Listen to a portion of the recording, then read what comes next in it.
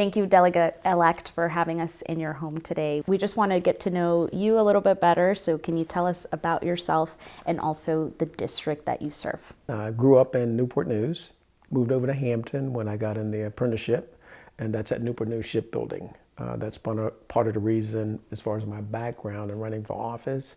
I went through the apprenticeship, worked as an electrical nuclear test technician after graduating from the apprentice school. And then from there, moved into the automotive industry, start selling cars, and then worked my way up to be general manager, operating dealerships. And my wife and I own our own executive coaching and leadership firm.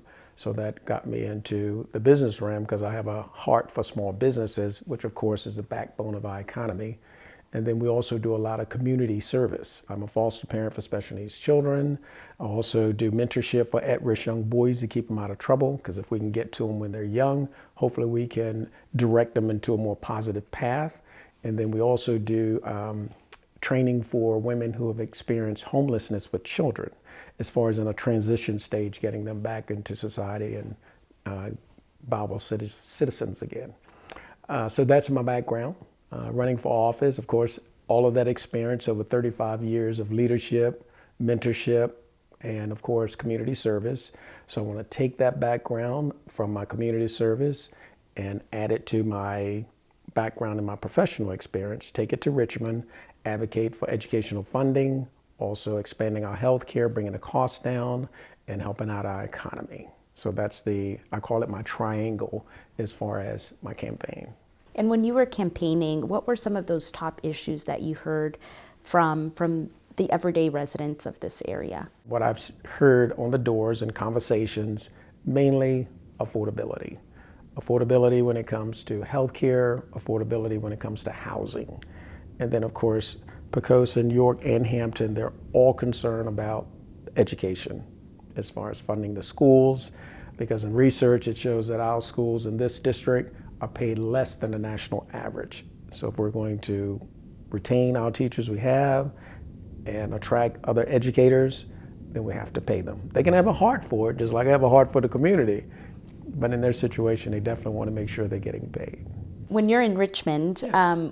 What are your top priorities? Top priority for me, and of course even in coming to Richmond, is the 3 amendments, which of course is the reproductive rights, voting rights, and marriage rights. Because by us having the majority now, we can all work as a team to try to get that across the finish line as far as those amendments onto the Constitution. Of course, the process of first getting it on the ballot. So that's a huge priority of mine. Also, another priority of mine is getting the minimum wage, as far as getting that up to that $15 over time. And of course, that's one of the bills that I call her my sister, because I have part of Hampton in the 86th district and Delegate Ward has 87. And she's actually carrying that bill to get the minimum wage up. So those are definitely high priorities for me in Richmond. In line with your priorities for the amendments, where do you stand on redistricting? That is a big concern. And of course, I'd stand in line with the speaker. And of course, that is something that we need to address as far as leveling the playing field. It's no secret that those are things that were happening around the country. Basically spearheaded by our president, and here in Virginia, we're going to do what's necessary to level the playing field. So I'm definitely in support of it. What do you think has really prepared you for the role of delegate? It actually brings me to a scripture of mine, I got to use it, and that's Romans 8:28, and it says that all things work together for good. So all of the things in our background, from working in the automotive industry, working at the shipyard, working with at-risk children, all of those have prepared me to address the needs of the community, because they're in the community and all those things you will see. For instance, one door I knocked on, I just love knocking doors, because you talk to the constituents, eyeball to eyeballs, what are the issues that are going on? And with her, it was affordable health care, because I told her that was on my platform, part of my triangle, and she started crying. And I didn't understand why. And then she got herself together and she said, hey, we're selling our personal heirlooms because the medication that I have to get for my husband, who we recently found out have 4-stage cancer, we can't afford it, even with the insurance we have. So she's selling these things for his medication.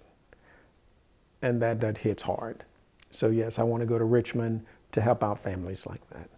And then, of course, I get to see firsthand what it's like to have an underserved community where you have to go outside your community to get health care.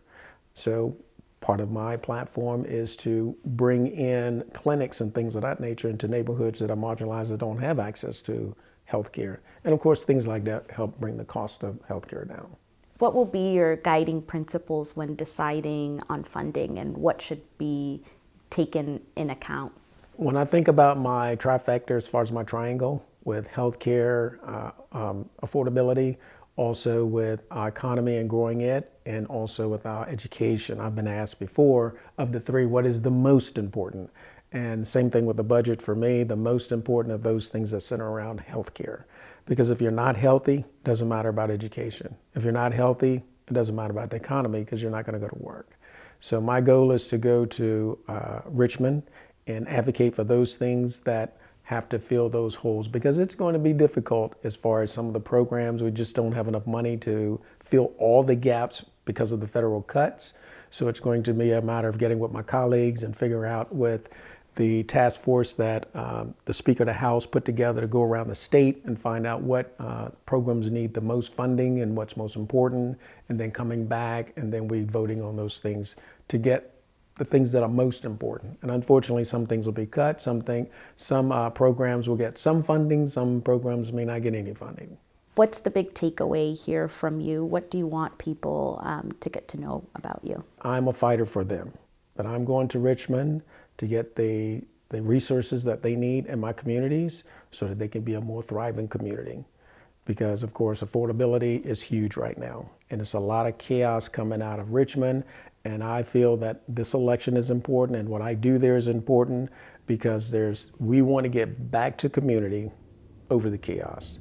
And of course, at the same time, send out a message to the rest of the country that our citizens want affordability and they want to get back to community. Thank you.